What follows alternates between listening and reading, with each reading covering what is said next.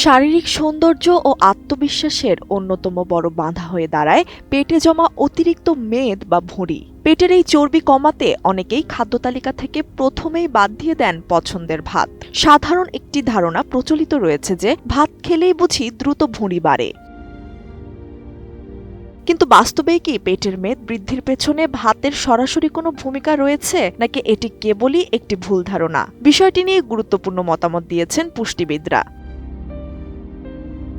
পশ্চিমবঙ্গের বিশিষ্ট পুষ্টিবিদ ইন্দ্রাণী ঘোষের মতে, ওজন বা ভুঁড়ি বাড়ার জন্য নির্দিষ্ট কোনো একটি খাবারকে এককভাবে দায়ী করা যায় না। শরীরের গঠন ও ওজন হঠাৎ করেই একদিনে বেড়ে যায় না, বরং দিনের পর দিন প্রয়োজনের তুলনায় অতিরিক্ত ক্যালোরি গ্রহণ করার ফলেই দেহে মেদ জমতে শুরু করে। অর্থাৎ দৈনন্দিন ক্যালোরির ভারসাম্য বজায় না রাখার ফলেই পেটে অতিরিক্ত মেদ জমা হয়।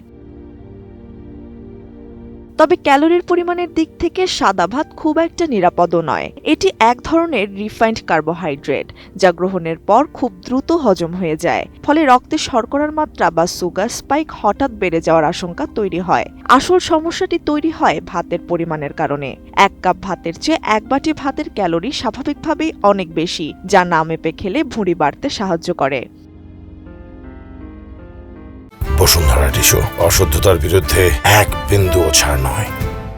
ভাত খাওয়ার পাশাপাশি তরকারির নির্বাচন ও ভুঁড়ি বৃদ্ধির ক্ষেত্রে অত্যন্ত গুরুত্বপূর্ণ ভূমিকা পালন করে। অতিরিক্ত তেল বা চর্বিযুক্ত ঝোল ও ভাজা পোড়ার সাথে ভাত খেলে দেহে ক্যালোরির মাত্রা কয়েক গুণ বেড়ে যায়।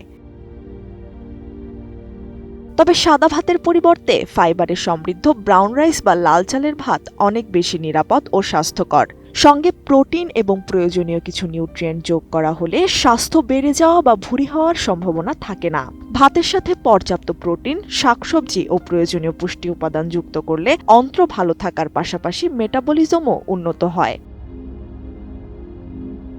তাই ভুঁড়ি কমাতে গিয়ে খাদ্য তালিকা থেকে ভাত পুরোপুরি বাদ না দিয়ে পরিমাপ মেপে খাওয়া জরুরি। পরিমিত ভাতের সাথে প্রোটিন ও ফাইবারযুক্ত সুষম খাবার গ্রহণ করলে সুস্থ ও মেদমুক্ত থাকা সম্ভব।